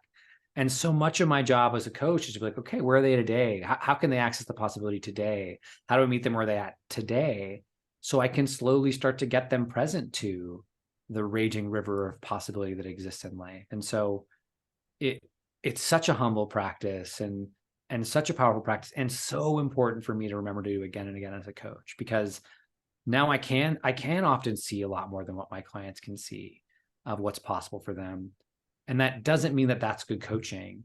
That insight is great, but the good coaching is having them see it, and being with them on the journey, being able to walk with them, even if I know what's 10 steps ahead, being able to go back to where they are and walk with them on, step 1 through 9, rather than trying to jump to step 10 and drag them with me. Being willing and having that patience to go step by step with them. It's just so important. And it's so important for me to remember again and again. I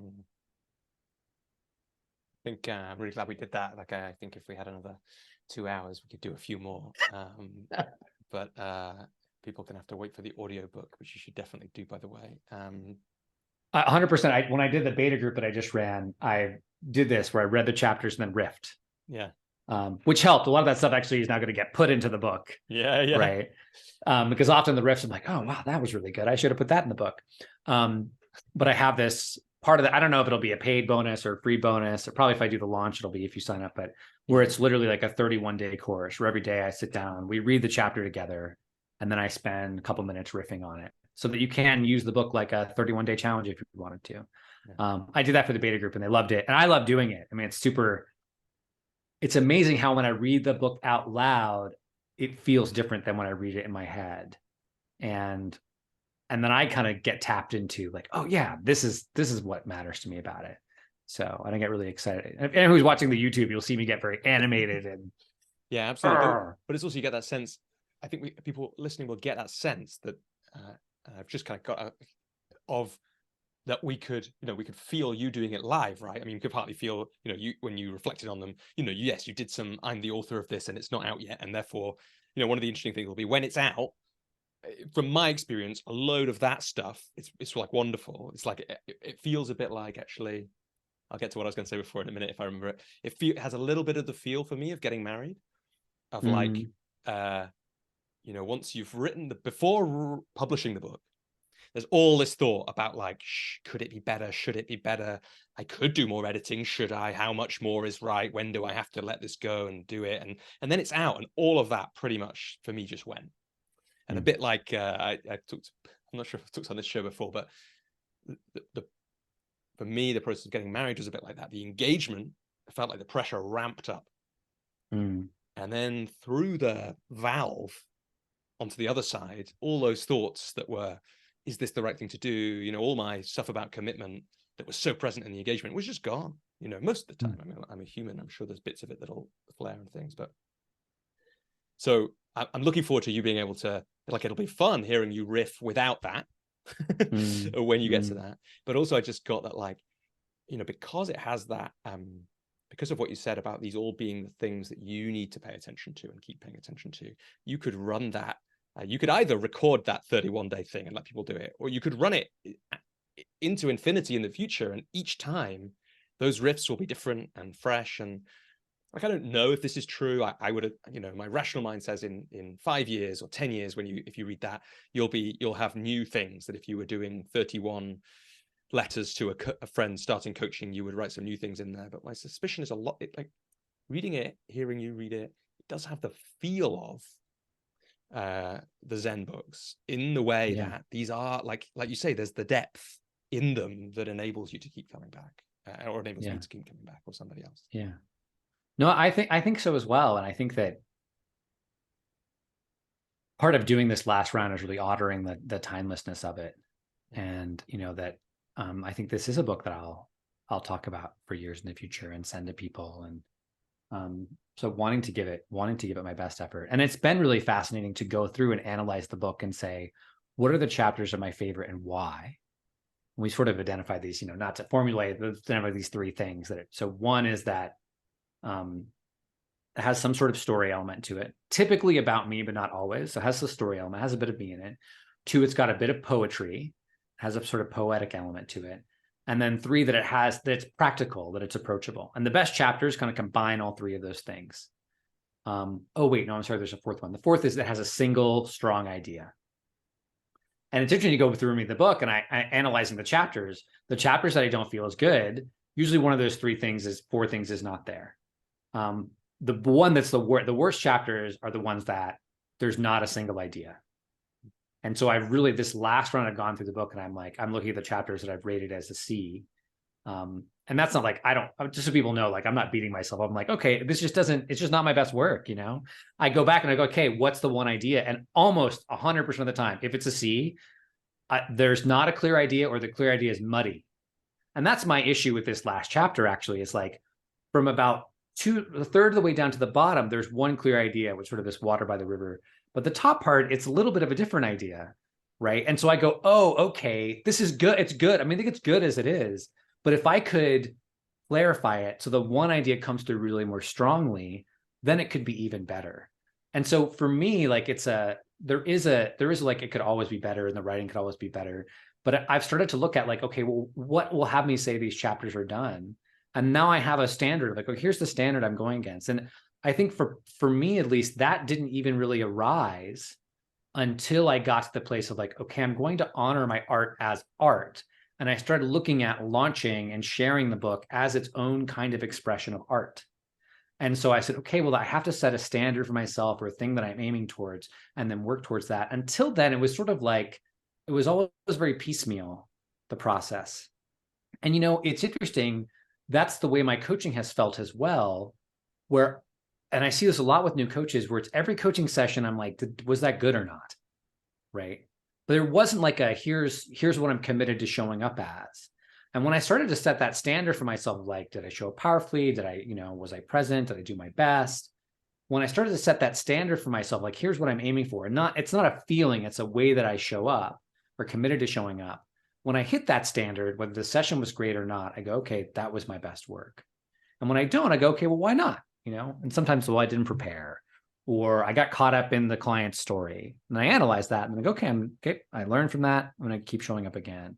And it's very much the same way with the writing. And so I think there is this process that happens over time when you start to look at your coaching or look at your writing as art, where you can start to go, okay, here's the center of the target that I'm aiming for. And now I can shoot arrows again and again. Sometimes I'm going to hit that, sometimes I'm not, but I know at least what I'm aiming for.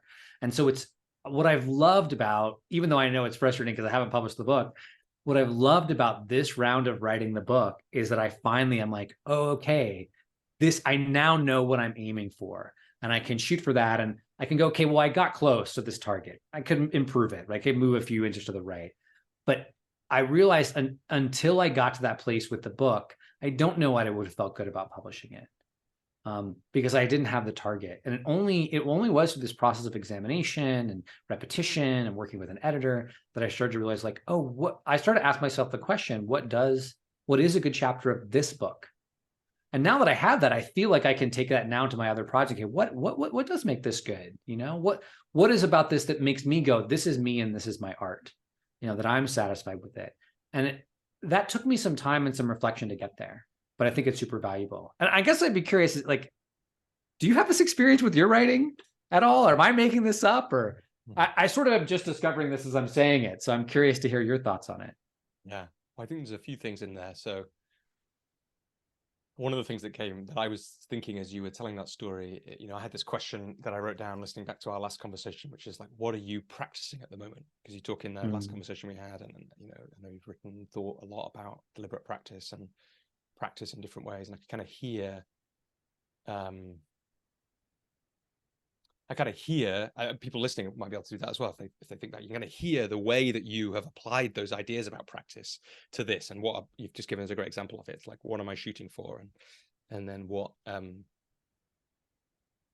how do I adjust to that, and how do I see what I'm aiming for, and where I wasn't there, and all that kind of thing. And I guess one of the interesting things, so for me, it feels like really the 12-minute method books and the blog that goes with them, that was all about really me practicing something quite different. So it was never about practicing writing. This is a thing that, that is sometimes people kind of miss in that story, but it was always about practicing, can I make something of myself, from myself, and share it? And that was the hero's journey, that was the quest, that was the growth. And so for me, often the medium that I did that through was writing. But the thing that I was paying attention to, rather than what makes this piece feel like me, was the sharing move and the transformation that came from that. So I'm not sure that it's possible that I have also done that, but as I was thinking then, or as you said that, it's like just a different practice. I think so. But it's interesting because it's like, of course, you can do all those things at once, and you have to do some part of all of them. If you're gonna do these things that you and I have done in different ways at different times, but you're going to create a body of work, and you're going to turn something of it into a book. That's going to be part of it. Then you have to do both those parts and probably some others. And it's just, I guess the question is, which bits are you emphasizing? One of the things that I was thinking about when you were talking then about the C grade chapters is I'm not sure I could name them. Probably good if I slowed down enough. Occasionally I'll be just like listening to an album, going back to the start of this conversation, and I'll think, why did they leave this song on? Really? Like, couldn't it, or like, I hear a line, especially if it's one of the, musicians I love, for whom the lyrics are such a core part of it. Sometimes I'll be like, wow, uncharacteristically, these like 3 lines here, they're quite cliched for you. Like, why did they stay in? And, I think it's probably just because they, maybe they were practicing something different, or maybe we all have to abandon, you can't have, going back to the start of the conversation, you never end up with would never want a perfectly uniform set of 10 hits on an album, right? You want the texture of them. And that sometimes means the C grade little bit. And it's interesting to think about playing with, like, I think for all of us, and this is the phase you're going to get into, right? It's like, in my book about sharing, I put this quote at the front, which always gets attributed to Mark Twain or sometimes other people, but it's actually, I think, as far as I can tell from the internet research, a French poet called Paul Valéry. And he says in French, to translate it into English, is something like, for one who is anxiously seeking perfection, a poem is never finished, it is only abandoned. So you're going to get into that phase now of like, when do you abandon these poems? Well, I guess I could stop seeking perfection, right? maybe. Yeah. But I don't know that that's the right move. I know that, like, perfectionism gets a really bad name, but there's some really good, like, one of the things you do well, particularly, but this is true for lots of people, is pursue excellence, right? Yeah. Is look for it. It doesn't mean you achieve it, and you can let go of needing to achieve it, but pursuing it is something worth doing. Yeah, I've read a lot of books that I've read some books that feel kind of cranked out. Yeah. And there's nothing wrong with that. And I think, probably the first version of this book, I kind of cranked out, and there is that tension between, like, how long do I wait to publish it? Can it always be, because I could always wait forever, right? And I always underestimate. I'm very bad at underestimating how long it's going to take me to hone things. But I think it is. I'm like, I want to write a really good book. And it's been interesting talking to book marketing people. They're like, what do you want to, how many clients do you want to get from this book? And I'm like, sure, I'd like to get clients, but I want to write a really good book. And I was talking to Jonathan Fields, who has a great podcast called Good Life. The Good Life Project is the podcast. I went to his camp a long time ago, and he lives in Boulder. So I visited him a few times, and was at dinner with him. And he was talking about talent. He says, this is a great thing about talent. He said, talent is a combination of 2 things. This is taste and skill. He says, you have to have taste. So you have to have a taste to know this is good, or your opinion of what this is good. And then you have to have the skill to produce it. And I think when it comes to writing, I think I've got taste. I could be wrong. Like, how do you know if you have taste, right? But I think I have taste. Because when I read something, I'm like, oh, that was really good, or like, that's not so good, So I have taste, and I really through this book have been honing my skill, and so I don't know that it's ever going to be as good as, I compare myself to other writers like Leah Babada of Zen Habits, or Seth Godin, or Suzuki Roshi, who's like a Zen master, right? It's like Pema Chodron, incredible writers. So I'm like, I don't know if it'll ever be that good, right? As good as I think those writers are. Maybe it will, maybe it won't. Maybe it is as good, but it's impossible for me to see, right? Our relationship to our own art is always complicated. Because it's funny, people always are like, oh, I love the sound of your voice, and I hate the sound of my own voice. I mean, I don't hate it, but every time I listen, I'm like, oh, it's so nasally, and I talk too fast. People are like, oh, you have such a soothing voice. I'm like, well, who are you listening to? So I think there's a bit of that going on. But at the same time, even though I'm like, I don't know if it can be as good as that, I'm like, I feel like I know how good this book can be, and I'm committed to that goodness. And I think that I'm close, and I will have to say at some point, okay, it's good enough. But it's been interesting to see the changes in the drafts, or the last 2 to 3 rounds. And it was good 4 drafts ago. Most people would have published the book 4 drafts ago. But now when I read the updated chapters, I go, no, this is it. This is, especially I rewrote the first 2 chapters of the book recently. And I'm like, these chapters are, maybe they're small changes, but to me, they're 10 times better than the previous versions. And not that I can't hone the words or anything, but there's a truth to that. It is much more, it has a single idea. It's got a story. It's poetic. It's got this meditative energy in it. I'm like, yeah, it is what I want this book to be. It is the standard with which I'm aiming at.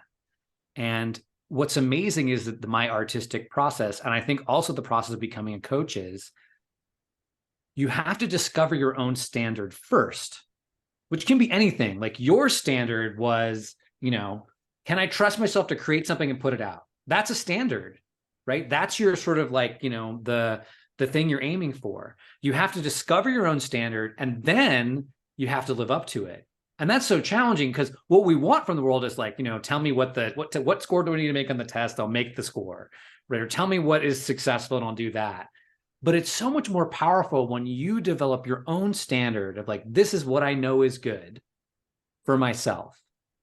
And then I work my whole life to try to meet that standard. What a beautiful practice to be in.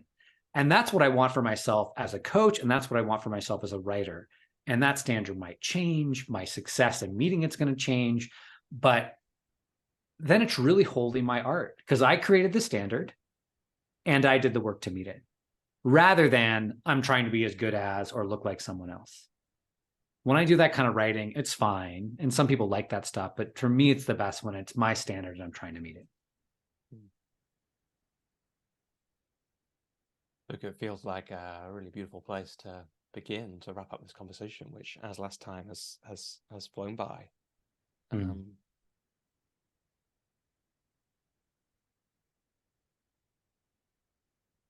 talked a lot about your writing. I'm curious, how does your coaching business look and feel now? And again, just to date it, I'm pretty sure, so when we spoke last time, you were just about to create a new mastermind for coaches, which I'm pretty sure is probably the coaching MBA, which has now been I did. then, I made it. So it's like you made it. Yeah, it's there. I'm much more reliable to launch programs than I am books at this point, apparently. Yeah. I've had more experience launching programs at this point. Yeah, it's like, I'm sure once I launch the first book, it'll get easier. That's my experience. Yeah, once you do it once. It definitely does. Yeah, good. Yeah. How many books have you written at this point? You have like 4 or 5? I've done 4. Yeah. 4. Okay. But I, like you, have still got one that's been basically done for years. What did we accidentally Google or Siri'd something? We activated Siri on my watch. So many guys, I was like, I thought I was in do not disturb mode, but only on my computer, not on my watch. So I love it. Anyway. It's a great message from the universe to say, remember, Robbie, we're nearly at time. But like you, I've got one sitting around that isn't out there, which is like, so it's, it's easy and until it's not. But at the very least, like all the stuff that you're having to learn this time, every time you make a decision about how, what your standard is, I guess, for publishing. Like, what do you do in that? Some of that you don't have to do again. But yeah, like tell just before we finish, yeah, how's your, like, what's exciting or what's going on in your coaching business now? And how is the coaching MBA, which was just a twinkle in It's your great. Yeah, eye we're on the last time we we're on the spoke? fourth round. It's been hugely successful. I mean, like I think 80 to 90% of the people have paid the program back while in the program. So that's great. I mean, that's not my standard of success, but that's great. People consistently say the community of other coaches has been the big thing. The thing that I mean, I either have a style or a shtick, depending on your perspective on it or how funny I'm moving it. All the programs I've created, all the books I've created, they have this sort of like, what I want to do is put in front of people the fundamental questions and help them answer those questions. I certainly have wisdom or things to teach, and I do that in all the programs. But to me, these fundamental questions you have about what it means to be a great coach, what it means to be a writer, what it means to be successful in your business, only you can answer those questions. And so this program, like all the other programs I've done, is designed to put those fundamental questions in front of people. And so I focus on these 6 areas of mastery that I think are so important for people. So purpose, why are you a coach? Commitment, how to create commitment in other people, which is essentially sales, right? When sales is sort of the commercial term for that, but creating commitment. Connection, how to create connection at scale, which is essentially marketing. Leader, how to show up as a leader in your own life and how to show up as a leader in your business. Time and money. So how do you manage time? How do you work with time? How to use your time well? How do you manage money? How do you work with money? How to use money well? And so I just, over the course of, it's 7 months because I always take 2 months off a year, but it's a 6-month program. Over 6 months, we just look at those fundamental questions, and there's writings every week and exercises. But what I really encourage people to do is take the stuff that is helpful for you, ignore anything that you feel like you've already mastered. But I just want to have people ask these fundamental questions again and again and again. And what amazes me about the program is that people, although it's not a point of the program, people create clients in the program, a lot of clients, right? And there's a lot of like, come to my program and create 5 clients. And that happens. What's amazing that it happens indirectly. I'm not like, here's how to create clients. It really is just through this conversation of like, what does it mean to be a coach? What does it mean to turn pro as a coach and run a really successful coaching practice? And my hope is that the lessons that people learn inside this program are not just useful for the next year, but the next 10 years. Because just like the book, these are the 6 things that I am constantly working on forever. I'm not done with time or money. I'm not done with leadership or marketing or sales or commitment or purpose. Those are things I'm just forever looking at in my business. So one of my stated goals of the program is I'm not teaching for next year. I'm teaching for 10 years in the future. And so it's great. It's small program, 6 to 8 people, last 7 months. And the next round is I run a cohort in the fall and a cohort in the spring. So people also want to join in the summer. And I'm like, no one joins anything in the summer, dude. Just wait. It'll come in the fall. So anyway, that's the program. And how do you think, and how, one of the things that I wanted to just, ask you about as well is, how do you think these days about the work you do with coaches versus work you do with normal people or whatever, whatever we might coaches call are them. not normal people. And how do they, weird, no, muggles. absolutely not. And like, how do you think about that? And how does the balance of your business look these days? It's interesting. More recently, it has shifted a bit more to working with coaches. I'm committed to having both sides of my business still. I think it's important for me to be grounded in regular coaching work. I think especially because the coaches I'm working with are not primarily trying to build businesses coaching coaches. I'm passionate about that work. I love talking about coaching, which is why I have that side of my business. And I had moved pretty heavily into startups in the last year. And if you know anything about the world of startup, there's just been a big contraction. So I lost a bunch of big contracts. It's funny, people have been like, you should have one focus in your business. But man, I was super happy because I lost these huge startup contracts. And we're talking like a 100K contract I thought was going to get renewed, and it didn't happen. And so I had to figure out how to replace that revenue. I think it was like 10, 14K a month I had to replace. It's a huge amount of money. And because I had this coaching side of my business, I had some coaches that wanted to work with me. I was able to start working with them. So I think I only had 2 months where I was really in a shortfall. So man, I was glad I had diversified business. So I'm still committed to doing both. I've had a lot of people like, just go all in on coaching coaches. And I want to keep clients that are regular. But I've gotten a little more comfortable with, I think that there's this like, oh, when you coach coaches, it's a pyramid scheme kind of thing. I've gotten more comfortable with it because for me, what I see is that I'm creating people to do work with people that I don't want to work with or that I'm not able to connect with. And so I've had my former clients now go on, or my former customers go on and do stuff in LGBTQ and HR, work at other coaching schools, or do training for women in science, right? And so those are areas that I would never be able to work in, never experience in, and to see them take the work we've done together. And I now even have my first former customer client who is now starting to coach other coaches on some of the stuff he's learned in his own transmission. So starting to see that spread out, I'm like, okay, great. I'm doing work that's meaningful. Because I think that as a coach, I have a responsibility to the industry to be sharing my perspective and my voice. Because, and I'm like, don't want to be too egotistical. I do think that the way I talk about it is different. I don't think there are that many people having the coaching conversation I'm having about coaching. And so it feels important to me to keep doing it, not just to do it and have it on the side. And so I love both parts of my business and plan to keep doing both. I might bring them under the same umbrella. I might move the Coaching MBA website onto my main website. I'm looking at doing that just for simplicity, but I love working with coaches, people who are committed to helping other people have incredible lives. Like, why wouldn't I want to work with those people? And coaches are super annoying. So you wouldn't want to just work with those people. Well, it's, the problem with coaches, and this is myself true, is that we've done so much work that the way that we avoid doing the work we need to do becomes very, very nuanced. We're like really good at avoiding important work because we have all this like, transformational language to put around it rather than like, oh, probably we just need to sit down and write the blog post or talk to the person, well, I need to do this. I need to manifest it this way. And I got to do my writing before I do it. And so I love coaches. They can be really annoying to coach sometimes, but man, they're just incredible people. Yeah. Yeah. Well, look, Toku, I think I agree that you do have a way of having conversations about coaching that are different to most of the conversations that are being had about coaching. And that's probably why people got on average 80% through the last mammoth conversation that we had. And hopefully they'll do the same through this one.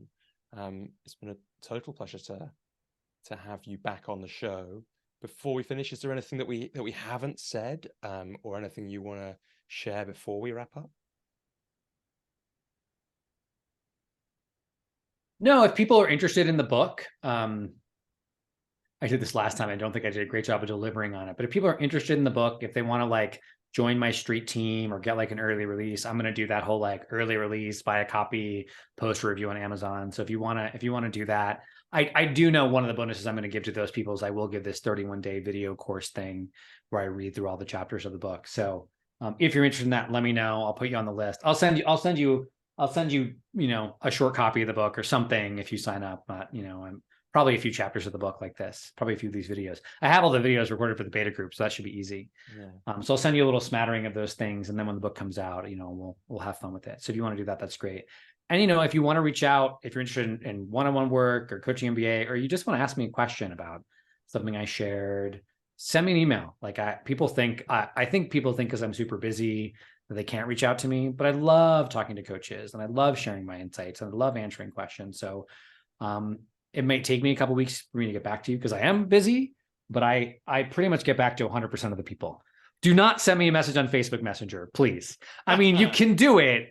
I just may not respond very quick. I'm just really bad at Facebook Messenger.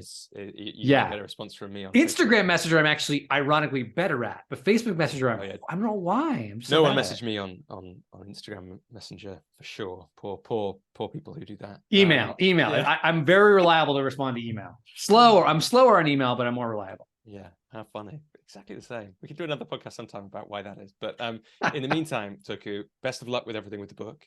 It's been a pleasure to have you back on the show. And I'm sure at some point in the future, as long as this keeps going, we'll have a round 3. Maybe we could do it when the book is actually out. We can read a few more chapters. Yeah. And I want to do a jam with you sometime just about your experience publishing books. Well, that'll be it. We don't record that one. We need to record that, but I'd love to talk to you sometime. Although we could, but yeah. Yeah, we could. I'll interview you and you could put it on your podcast. Anyway, Toku, thanks so much. It's been a total pleasure. Yeah, thank you.